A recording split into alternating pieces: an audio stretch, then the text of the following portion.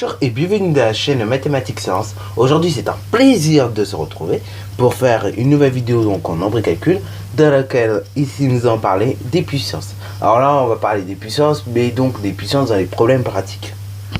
Donc aujourd'hui on va parler donc des puissances dans les problèmes pratiques.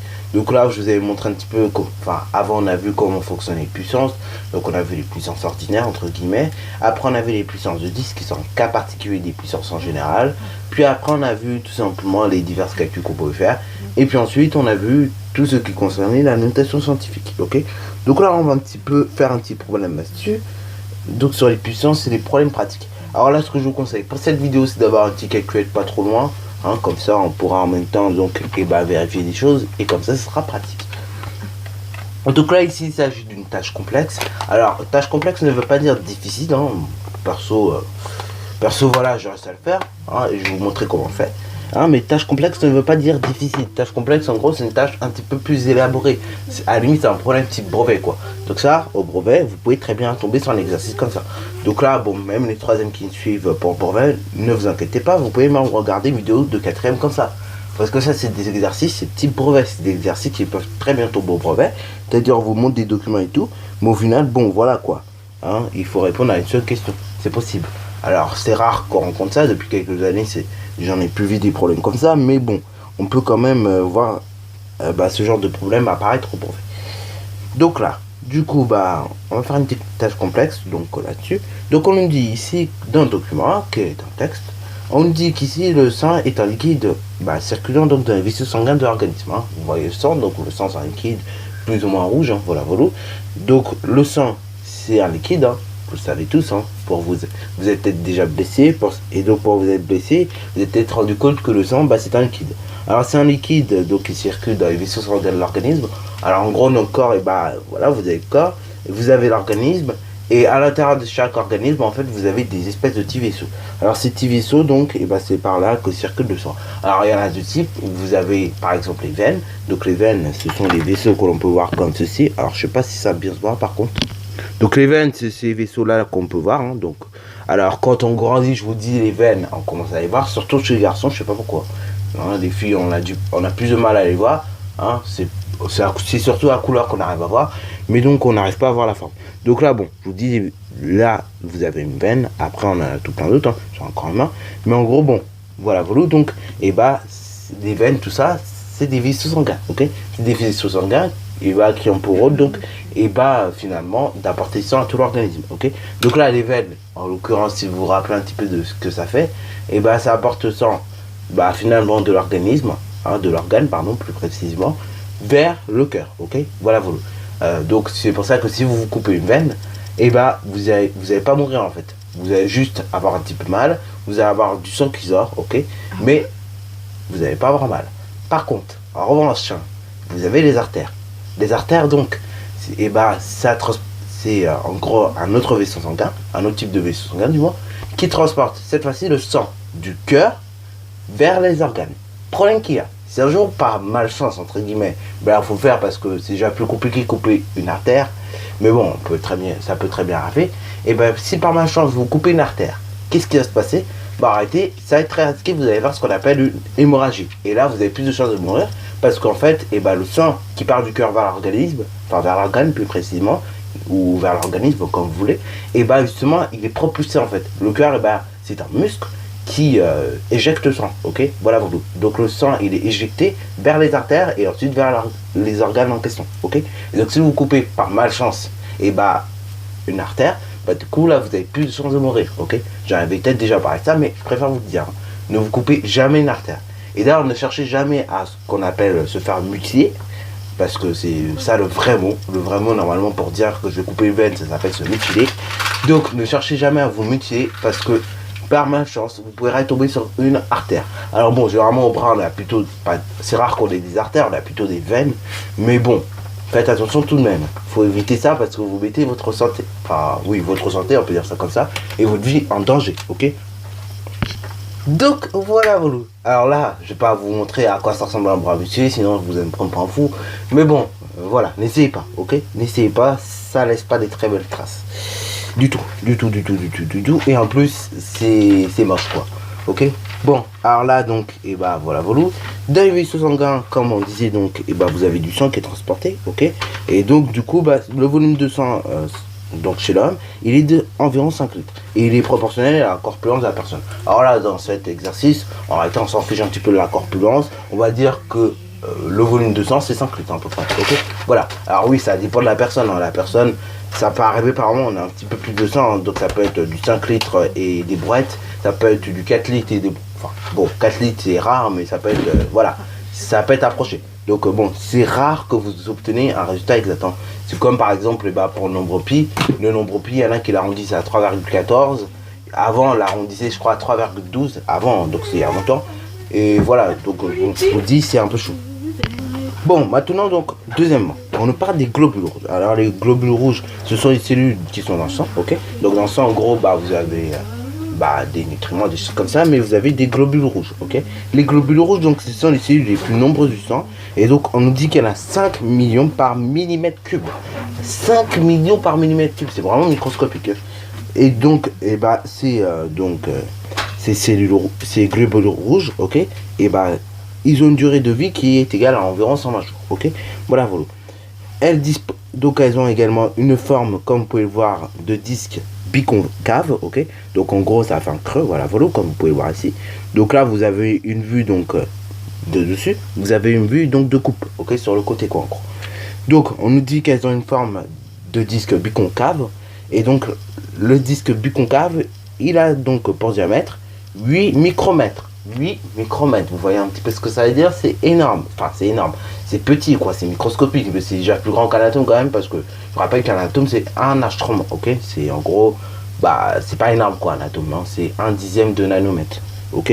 Donc du coup elles ont une forme donc de disque qui est biconcave, de 8 micromètres de diamètre pour 2 micromètres d'épaisseur.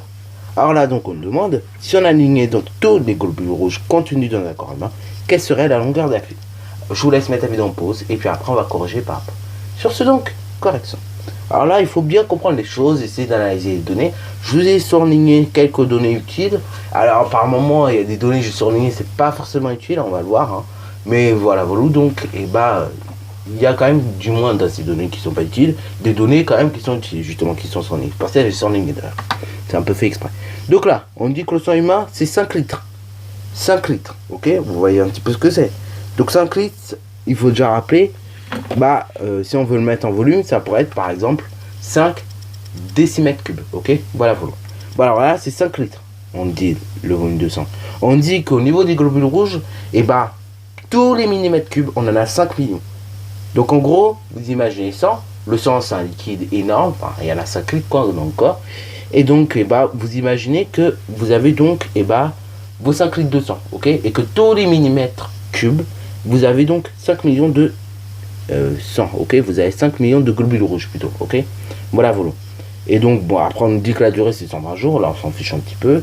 Et donc là on nous dit que chaque globule rouge mesure 8 micromètres de diamètre pour 2 micromètres d'épaisseur. Alors là, nous on va pas prendre l'épaisseur en compte, hein, sinon on demanderait carrément le volume de la file. Là on va pas s'intéresser à calculer le volume de la file, on va plutôt s'intéresser donc déjà et bah, à calculer la longueur de la file. Donc pour calculer la longueur de la file, il faut déjà savoir et bah, combien font 5 litres en millimètres cubes. Comme ça, après, on pourra calculer ainsi de suite le nombre de globules rouges. Donc déjà, premièrement, on va tout simplement savoir combien font 5 litres en millimètres cubes. Alors, pourquoi je convertis en millimètres cubes?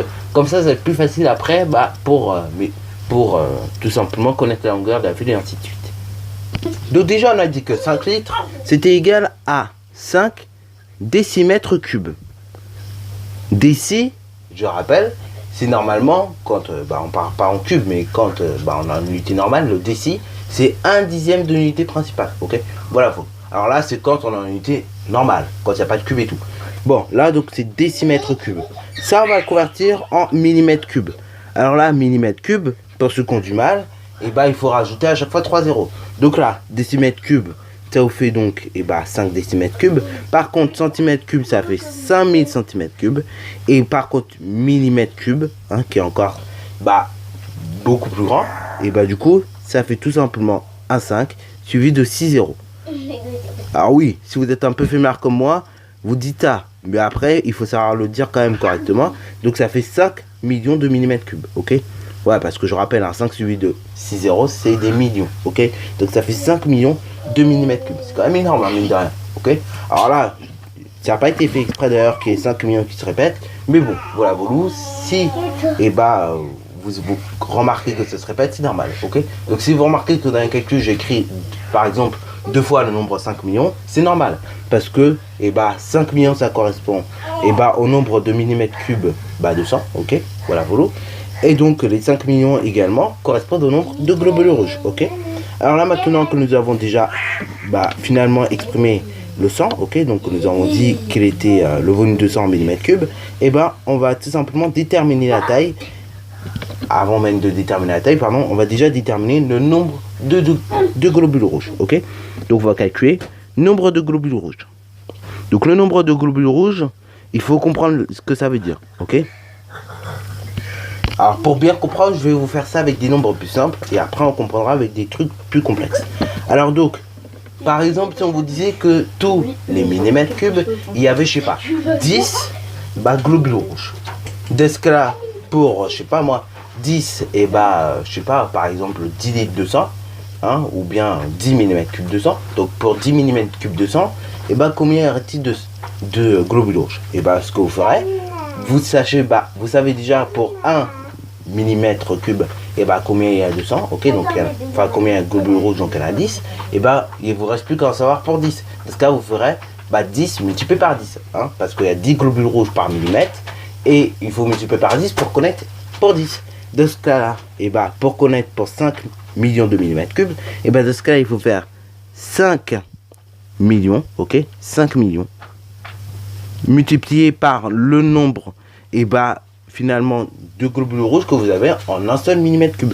Là, 5 millions, c'est bah, finalement la quantité de sang, ok? Donc là, c'est la quantité de sang. Et là, derrière, vous avez bah, le nombre, ok? Et bah, de globules rouges en un millimètre cube, ok? Donc, nombre de globules rouges pour un millimètre cube. Voilà. Maintenant, donc, et bah, du coup, on sait que pour 1 millimètre cube de sang, hein, bah, vous avez finalement 5 millions également et bah de globules rouges, ok? Voilà, donc là on va effectuer cette opération. Alors là, cette opération là, vous pouvez l'écrire plus simplement. D'ailleurs, vous pouvez l'écrire 5 millions au carré.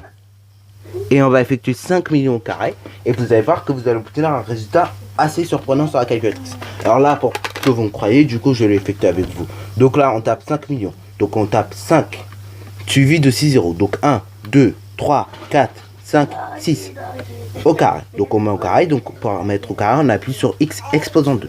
Voilà. Alors là, je compte bien s'il y a 6 zéros quand même, hein. Voilà, voilà. Donc là, il y a bien 6 zéros. Hein. Vous avez vos 3 premiers zéros, plus à nouveau 3 zéros. Donc là, on a bien 6 zéros.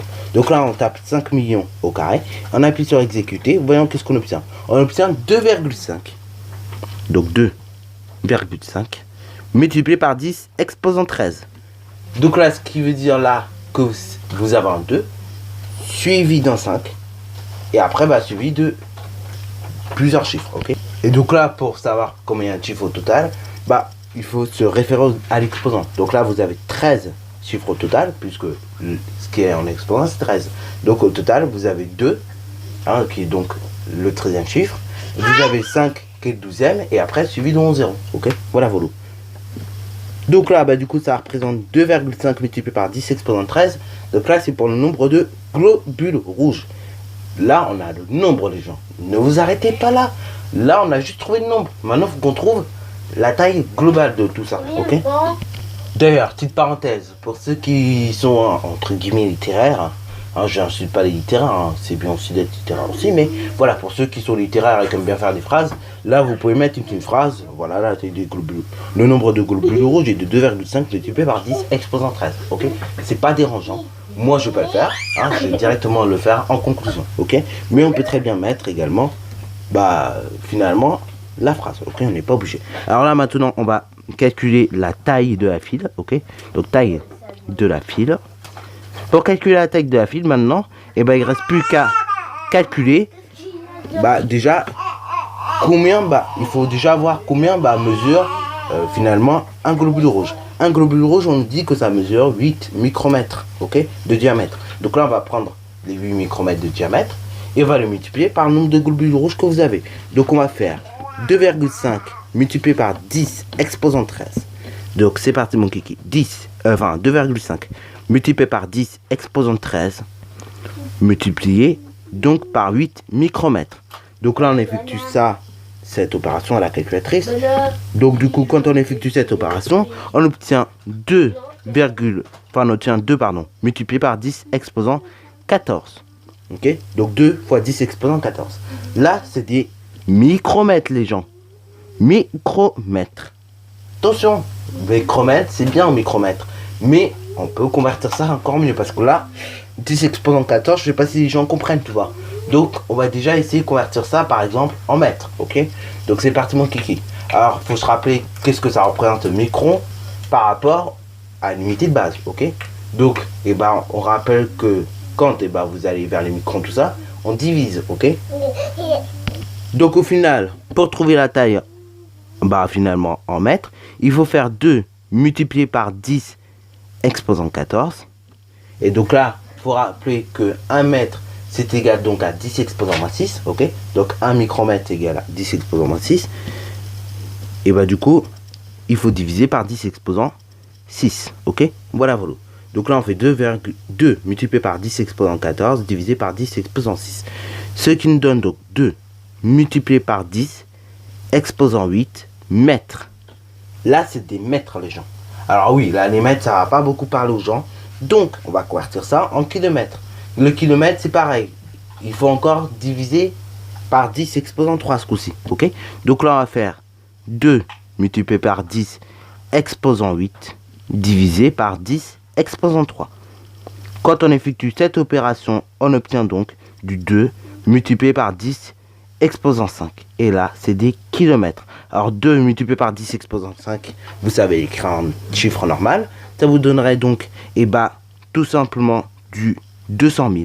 Ok, voilà, je vous rappelle, on met le 2 et après on met les 5 zéros. Donc ça donne 200 000 kilomètres, ce qui est quand même énorme. C'est en gros 5 fois le tour de la Terre. C'est-à-dire si on prend les globules rouges d'un être humain, on arrive à faire 5 fois le tour de la Terre. Ça vous impressionne pas un petit peu? Ouais, parce qu'un tour de Terre c'est 40 000 km. Donc on arrive à faire 5 fois le tour de la Terre, c'est quand même assez impressionnant.